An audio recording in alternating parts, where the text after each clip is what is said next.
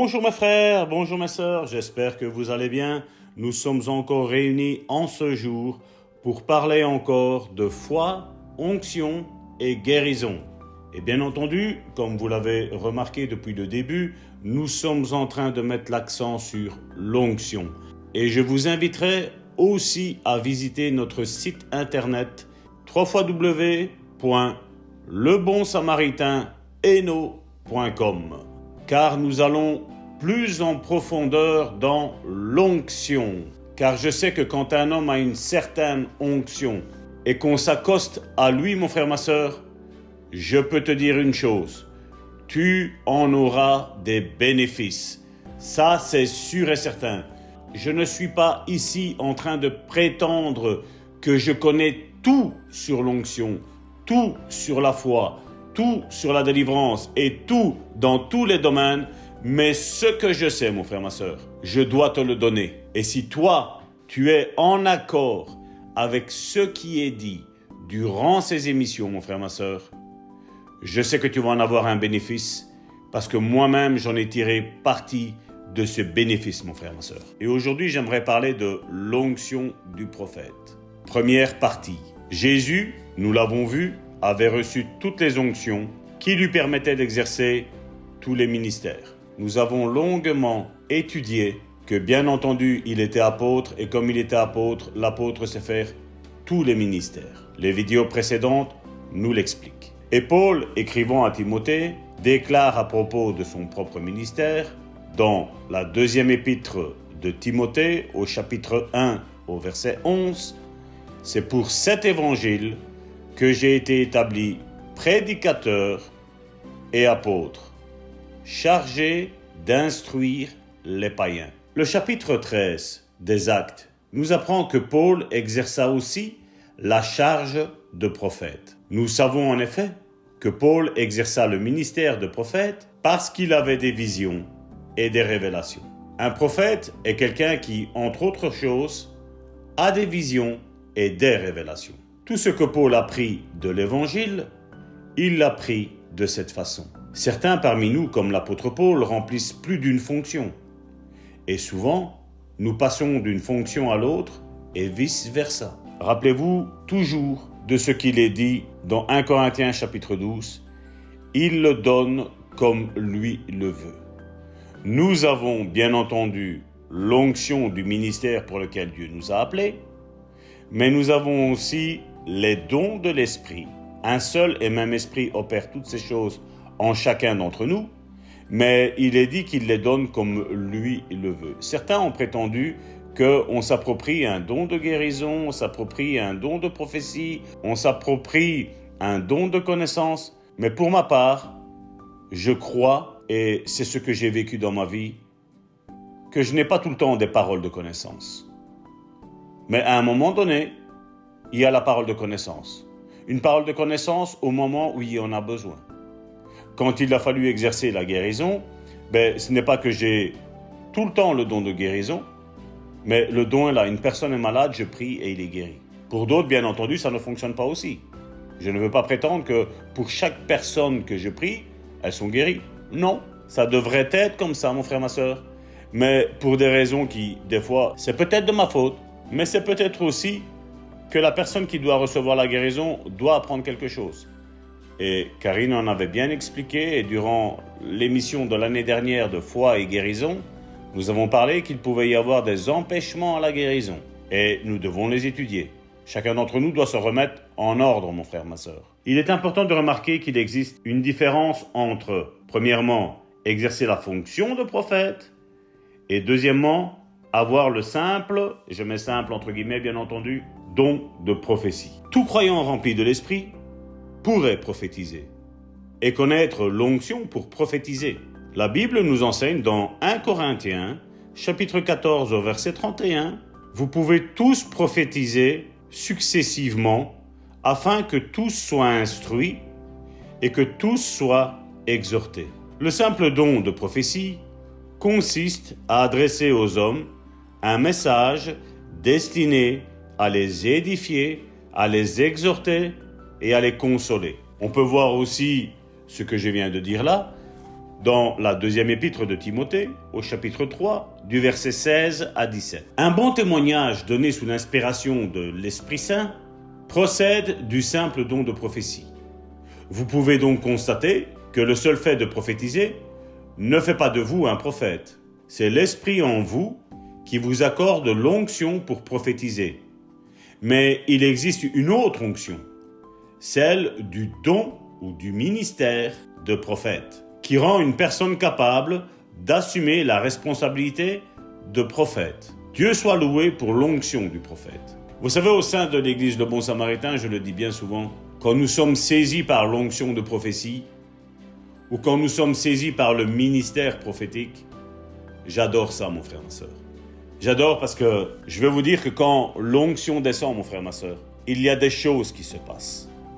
Et je crois que si l'Église universelle, chacun dans leur communauté respective, dans l'Église qu'on appelle l'Église locale, nous serions sensibles à rentrer dans le prophétique, je vais vous dire une chose.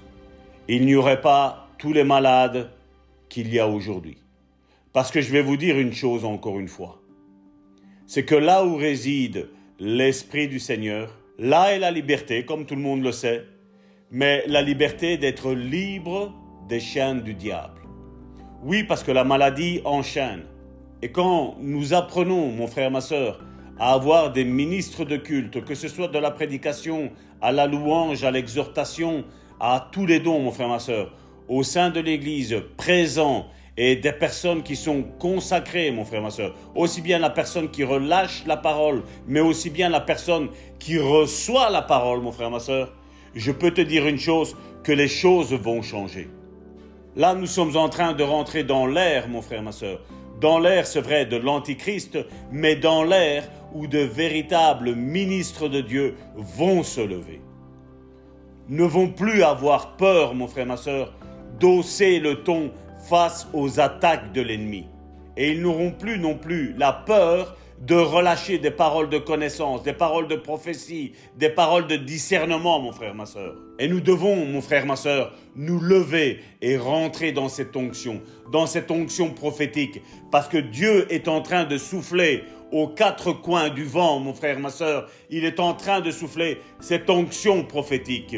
Dieu est en train de parler à son Église. Dieu est en train de parler à ses brebis. Dieu est en train de parler à ses fils et à ses filles, mon frère, ma sœur. Et nous devons nous laisser convaincre, relever, encourager, exhorter par l'esprit de la prophétie, mon frère, ma sœur. Vous savez, j'aime quand le Saint-Esprit vient et chamboule mes plans, chamboule ma prédication, où Dieu me donne juste peut-être un seul verset. Mais ce verset-là est le réma, mon frère, ma sœur. Le réma pour la suite de notre culte. Et les choses sont chamboulées. Nos raisonnements sont bouleversés, mon frère, ma sœur. Il s'agit d'une onction différente, plus profonde, bien plus profonde que l'onction donnée par la simple prophétie. Il s'agit bien de la même onction, parce qu'elle procède du même Saint-Esprit, mais elle se trouve multipliée au centuple. J'ai découvert que l'onction peut aller en se fortifiant, ou alors en s'effritant aussi, mon frère, ma sœur. Comme nous le remarquons dans le cas d'Élie et d'Élisée, tous deux prophètes de l'Ancien Testament. S'ils s'en tenaient qu'à moi, je prophétiserais à chaque réunion. Mais ce n'est pas ce que Dieu veut. Et c'est ce que je veux souligner. Beaucoup, quand tu parles avec eux, ont tout le temps des paroles soi-disant de Dieu, mon frère, ma sœur. Ce n'est pas comme ça, mon frère, ma sœur. Nous pouvons prophétiser en ayant une simple conversation. Parce que n'oublions pas, quand nous disons que l'onction descende, je veux dire que l'onction, elle peut descendre. Mais n'oublions pas que l'onction réside en nous. Parce que le Saint-Esprit est en nous. Jésus, Emmanuel, Dieu avec nous. Donc nous pourrions avoir une simple conversation et où Dieu parle à ton cœur. Il n'y a pas besoin d'avoir des frissons. Il n'y a pas besoin d'entendre, vous savez, la voix « Oh, Dieu te dit ». Non, mon frère, ma sœur, il n'y a pas besoin d'avoir tout cela. Dans la simplicité, Dieu peut parler au cœur des personnes. Je me souviens lors d'une réunion de maison que je tenais où pendant plus de 3/4 d'heure, c'est-à-dire 45 minutes, il y avait ce verset pendant 45 minutes qui a été cité. Ésaïe chapitre 52 au verset 14. De même qu'il a été pour plusieurs un sujet d'effroi, tant son visage était défiguré, tant son aspect différait de celui des fils de l'homme. Pendant 45 minutes, j'ai récité à un frère qui n'était pas encore frère à ce moment-là, qui ne croyait pas, mais pendant 45 minutes, je le regardais dans les yeux et je lui donnais ce verset-là.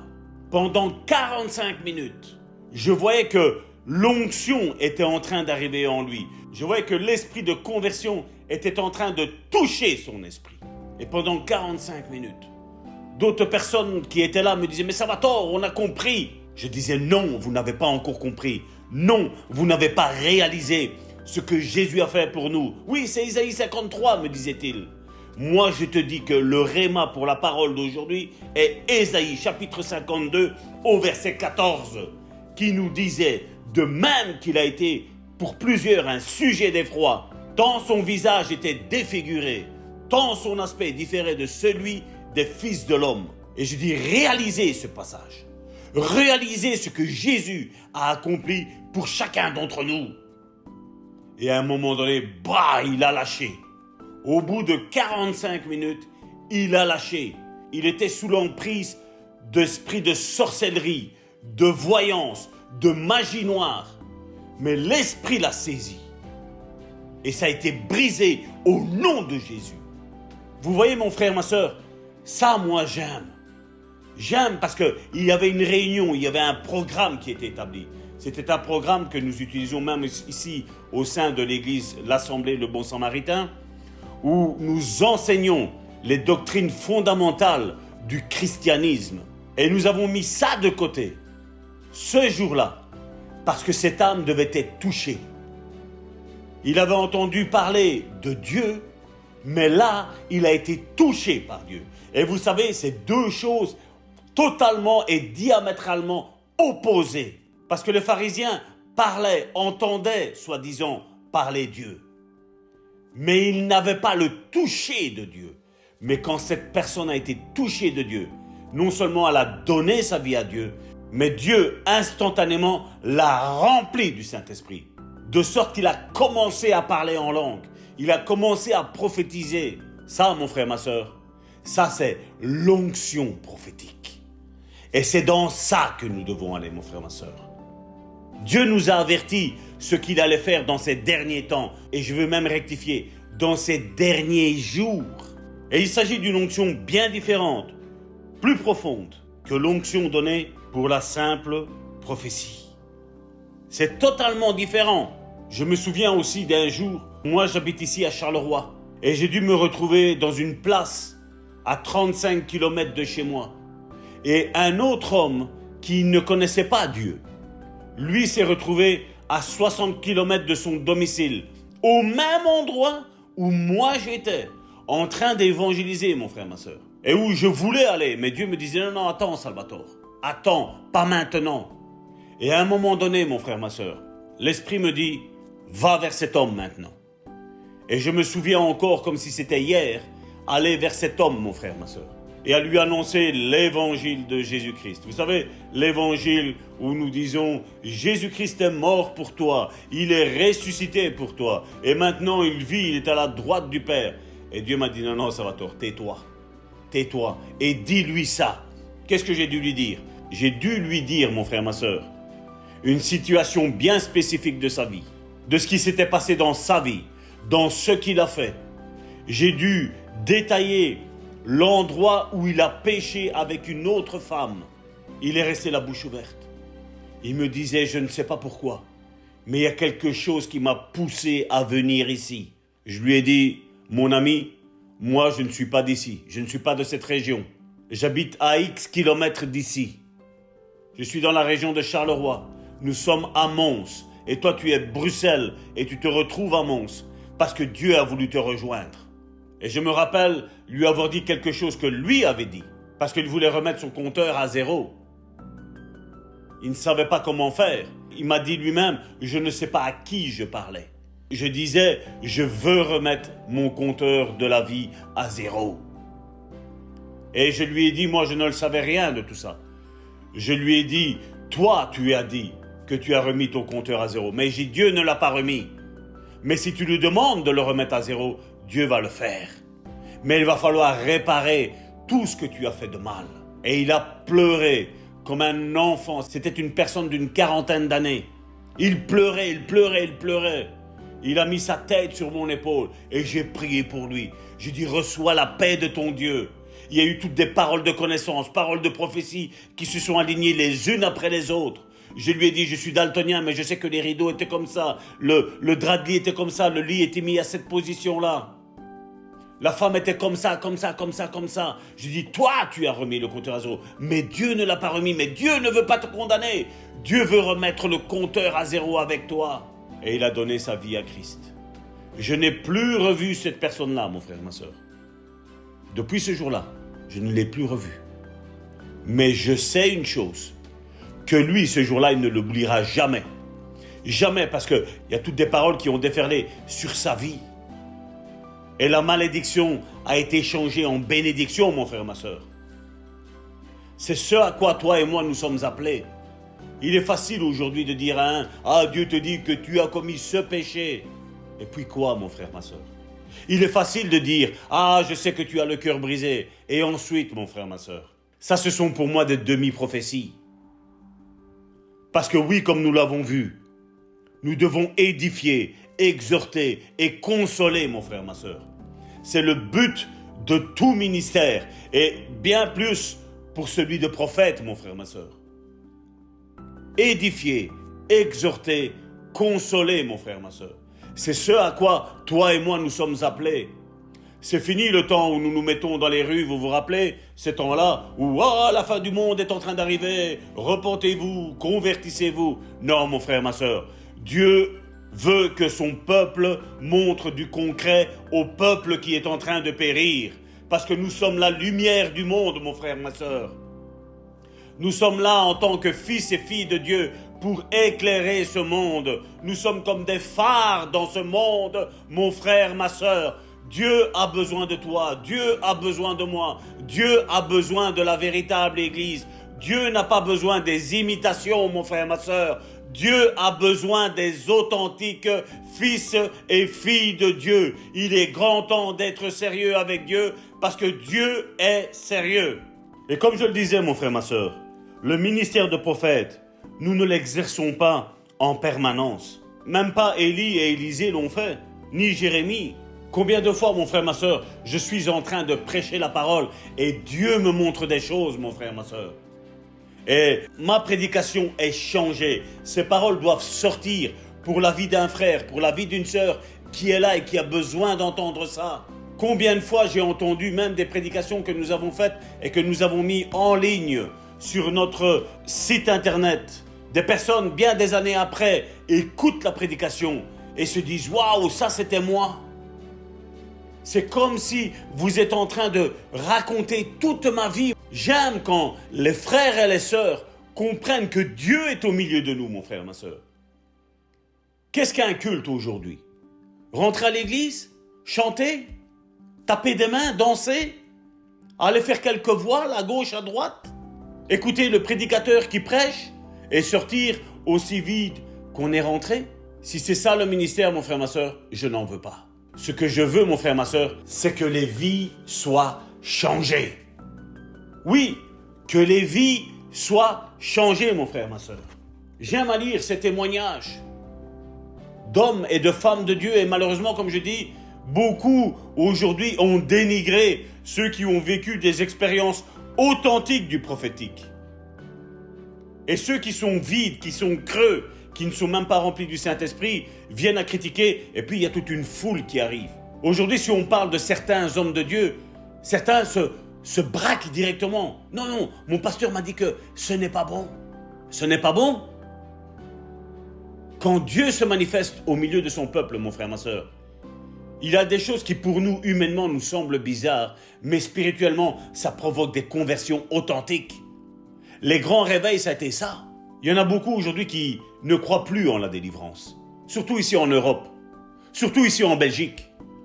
Mais vous savez, John Wesley le disait. Lui-même ne croyait pas trop, je vais dire, dans la délivrance. Mais à partir du moment où il a commencé à prêcher et il a vu des manifestations au sein de sa prédication, il n'a pas pu faire autrement que de croire que Dieu guérit, que Dieu délivre, mon frère, ma sœur. Certains ne croyaient pas aux dons spirituels, mais relâchaient des paroles de connaissance, relâchaient des paroles de prophétie. Pourquoi? Parce que Dieu voulait convertir son peuple, mais aussi le prédicateur, mon frère, ma sœur. Il y a beaucoup, je ne parle pas de John Wesley, mais je parle d'autres, qui n'ont pas cru en ça. Et aujourd'hui, voilà, quand on parle de personnes comme Kenneth Hagin, quand on parle de Maria Wechter, aujourd'hui, on a peur. On a peur du surnaturel. Mais nous ne devons pas avoir peur, parce que Dieu est un être surnaturel. Et nous, maintenant, nous sommes assis, nous disons être assis dans les lieux célestes. Ça veut dire que nous sommes aussi, nous, toi et moi, nous sommes des êtres surnaturels. Mais on a peur. On a endoctriné Dieu quelque part. Relâchons maintenant Dieu agir au milieu de nous comme lui le veut, au travers de l'onction de prophètes, au travers des apôtres, au travers des évangélistes, des docteurs, des pasteurs, ceux qui sont loin d'en haut, mon frère, ma sœur. Dieu se cherche une église, mon frère, ma sœur. Dieu se cherche des hommes et des femmes qui vont se laisser guider par le Saint-Esprit, mon frère, ma sœur. Vas-tu être cette personne-là? Dieu cherche des hommes et des femmes d'onction, pas de religion, mais d'onction, mon frère, ma sœur. Et je sais que beaucoup ont peur, parce qu'aujourd'hui, beaucoup ont mis une étiquette sur Dieu. Protestants, catholiques, évangéliques, pentecôtistes, Dieu n'est pas une religion. Dieu est Dieu. Toute religion a été créée par l'homme, est une invention de l'homme. N'oublions pas ça, mon frère, ma sœur. Les Juifs ont mis le judaïsme de l'avant. Et qu'est-ce qu'ils ont fait? Ils ont mis Dieu derrière le judaïsme. Et Jésus, quand il est venu, il a dit, mais c'est quoi tous ces rituels? Qu'est-ce que vous avez fait? Vous pensez prendre ces vases de purification pour vous sanctifier? Moi, je vais vous dire que ces vases de purification-là, je vais changer l'eau en vin. Là, maintenant, je vais vous dire une chose. C'est ce que Jésus est en train de dire. Votre eau, là, que vous utilisez, elle ne vous sert à rien. Tant que vous ne passerez pas par mon sang, l'eau qui est changée en vin, c'est ce que ça veut dire. Tant que vous n'utilisez pas mon sang pour vous purifier, vous ne serez jamais pur. Nous voyons que les pharisiens étaient en train de jeûner, prier. Et il dit, mais qu'est-ce que vous faites? Qu'est-ce que vous faites? Ésaïe 58, regardez ce qu'il est mis dans Ésaïe 58. Voilà le jeûne auquel je prends plaisir. Détacher les liens de la méchanceté. Partager mon pain avec celui qui n'en a pas. Qu'est-ce que vous faites? Vous vous abstenez de nourriture? Voilà ce qu'il faut faire. Vous vous rappelez cet homme qui disait, ah Seigneur, moi je jeûne, je donne la dîme, je fais ci, je fais là, je fais toutes des choses. Et il y en avait un qui était là, il était en train de se frapper son torse. Et il disait, Seigneur, je ne suis qu'un misérable pécheur. Jésus dit, lequel des deux a été justifié? Celui qui s'humiliait, mon frère, ma sœur.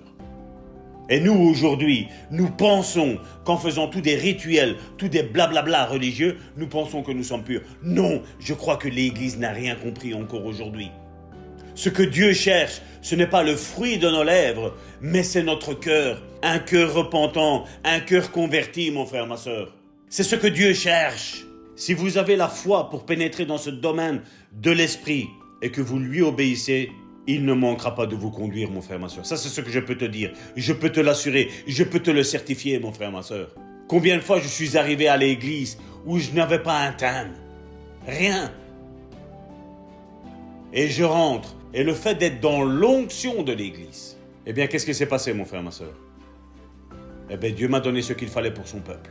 Combien de fois c'est arrivé? Si Dieu devrait tout vous montrer avant que vous ne vous mettiez en mouvement, mon frère, ma sœur, il ne s'agirait plus d'une marche par la foi, mais d'une marche par la vue.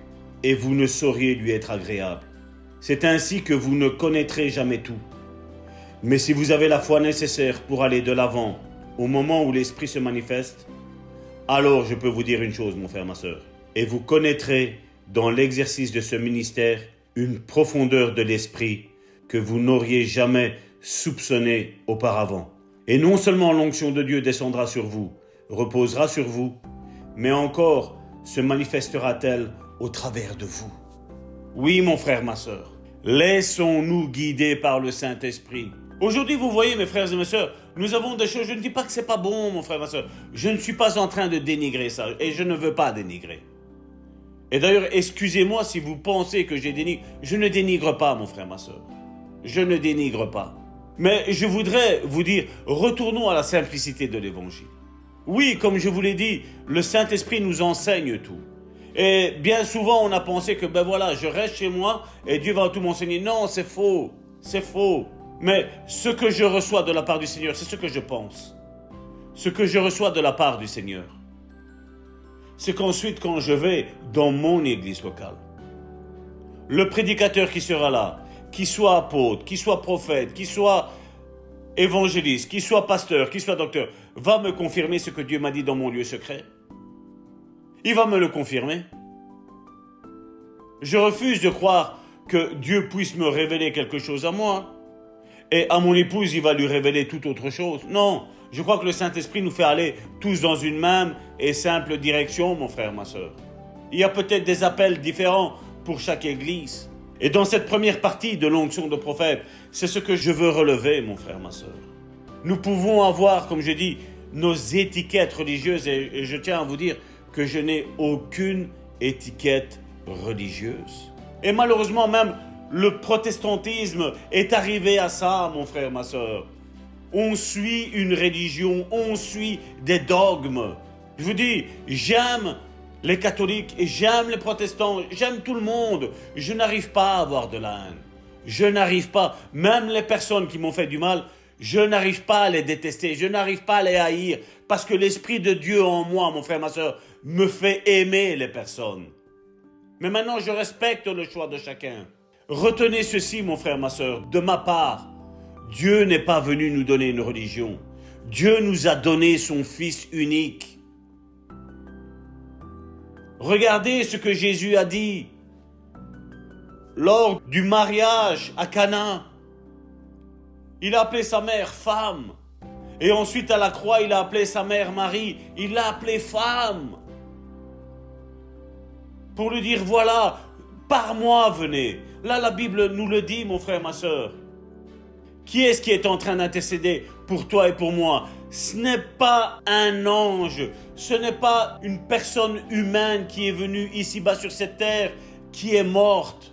Non, celui qui intercède pour nous, c'est Jésus-Christ de Nazareth. La Bible nous dit qu'il est à la droite du Père et il est en train d'intercéder pour chacun de ses frères et de ses sœurs. Oui, Jésus est pleinement Dieu, mais là, il est venu accomplir une mission en tant qu'homme. Et en tant qu'homme, il a dû être loin de Dieu pour accomplir la mission pour laquelle il avait été fait chair sur cette terre, mon frère, ma sœur. Mais il a été enlevé dans le nuée. Il a été s'asseoir à la droite de Dieu, la Bible nous dit. Et là maintenant, il est en train d'intercéder. Il n'y a personne qui intercède pour toi à part Jésus-Christ de Nazareth, mon frère, ma sœur. Personne d'autre n'est en train d'intercéder pour toi à part Jésus, mon frère, ma sœur. Oui, il n'y a que lui. Bibliquement parlant, c'est prouvé. Voilà le verset qui est là, mon frère, ma sœur. Il est assis à la droite du Père et il intercède, mon frère, ma sœur. Il intercède pour chacun de tes besoins. Il intercède pour chacun de mes besoins. Il est là, il est à la droite du Père. Et l'onction prophétique maintenant descend sur ta vie, mon frère, ma sœur. Prophétise, relâche des paroles déjà premièrement sur ta vie. Bénis-toi, mon frère, ma sœur. Bénis ton époux, bénis ton épouse, bénis tes enfants, bénis tes parents, bénis ta famille, mon frère, ma sœur, bénis ton église. Bénis tes frères et tes sœurs, mon frère, ma sœur. Oui, parce que nous avons une source d'eau douce qui coule de nous, qui descend et qui jaillit de nous pour donner la vie éternelle à tous ceux qui nous entendent, mon frère, ma sœur. Oh, comme j'aime, mon frère, ma sœur. Là, vous savez, ce ministère, quand on parle d'onction prophétique, quand on parle du ministère prophétique, mon frère, ma sœur, crois-moi bien, je connais ce domaine. Je sais de quoi on parle. Je sais qu'est-ce que c'est avoir cette onction prophétique. Je sais c'est quoi être un porte-parole de Dieu, mon frère, ma soeur. Oh, je bénis ta vie, mon frère, ma soeur. Oh, je ne sais pas toi, mon frère, ma soeur, mais je sens là, il y a des chaînes qui tombent, il y a des maladies qui partent en courant, mon frère, ma soeur. Oui, ils n'ont même pas eu le temps de faire leur bagage, mon frère, ma soeur. Ils doivent partir. Je proclame la guérison sur ta vie, mon frère, ma soeur, au nom puissant de Jésus. Oui, au nom puissant de Jésus, je brise toutes les chaînes qui te tiennent enchaîné. Oh, Jésus. Oh Jésus, bénis, bénis mon frère, bénis ma soeur. Oh, je ressens cette onction, mon frère, ma soeur. Je ne sais pas vous, mais moi je suis ici, je suis rempli du feu, rempli de l'onction. Oui, il y a cette onction prophétique qui se déverse là maintenant. Oui, c'est une eau jaillissante. Oh, je te bénis, mon frère, ma soeur. Je te bénis, je te bénis. Oh, mon frère, ma soeur. Oh, je pensais faire cette émission en une fois de cette onction prophétique, mon frère, ma soeur. Mais non. Je crois que je ne sais pas combien de temps va nous prendre cette onction prophétique, mon frère, ma soeur. Mais je te prie, ne lâche pas. Parce qu'il y a des choses qui vont se passer dans ta vie, mon frère, ma soeur. Je sais de quoi Dieu est capable. Je connais mon Dieu. Je connais celui qui m'a appelé. Je connais celui qui a parlé à mon cœur. Je connais celui qui m'a enseigné, je connais celui qui m'a converti, je connais celui qui m'a rempli du Saint-Esprit, mon frère, ma soeur. Oh, je te bénis, mon frère, ma soeur. Je te bénis, mon frère, ma soeur. Reçois cette onction. Et je vais te dire à la prochaine pour une nouvelle émission. Une nouvelle émission qui va être waouh. Je ne sais pas toi, mon frère, ma soeur, mais quelque chose s'est passé dans ta vie. Je le ressens. Vous ne connaissez pas ça, mon frère, ma soeur. Je le ressens que vous ne connaissez pas ça. Vous dites, mais qu'est-ce que c'est? Qu'est-ce qui s'est passé quand le pasteur a commencé à parler? Quelque chose m'envahit. Je vais te dire, ce quelque chose, c'est quelqu'un. Ce quelqu'un est l'onction du Saint-Esprit, mon frère, ma soeur. C'est le Saint-Esprit qui vient dans ta vie et qui change ta vie, qui transforme ta vie. Oh, béni sois-tu. Béni sois-tu, mon frère, ma soeur. Oh, comme j'aime, mon frère, ma soeur. Vous voyez quand nous mettons nos religions de côté, quand nous disons, voilà Seigneur, je m'assieds à ta table et enseigne-moi. Voilà, votre prière doit être comme ça. Seigneur, je vais écouter l'émission Foi, Onction et Guérison. Je te remets le pasteur qui va parler. Je te remets la personne qui va me parler. Je te remets la personne qui va prier. Oh Seigneur, je ne sais pas toi, mon frère, ma soeur, mais quelle onction, je ne sais pas toi.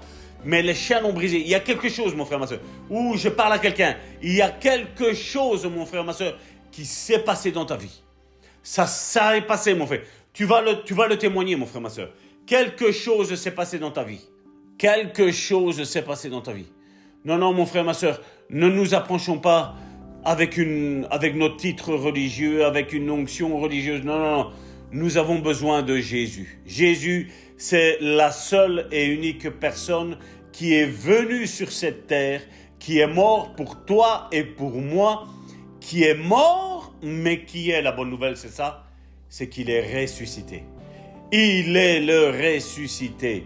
Il est celui qui est ressuscité, mon frère, ma soeur. Il est à la droite du Père et il intercède en ta faveur. Quel est ton besoin? Dis, voilà Seigneur, j'ai besoin de ça, qu'il te soit fait selon ta foi. Le Saint-Esprit te dit, qu'il te soit fait selon ta foi. Oui, proclame la bénédiction sur ta vie. Ne proclame pas la malédiction. Ne dis pas, je n'y arriverai pas. Non, je refuse cette onction.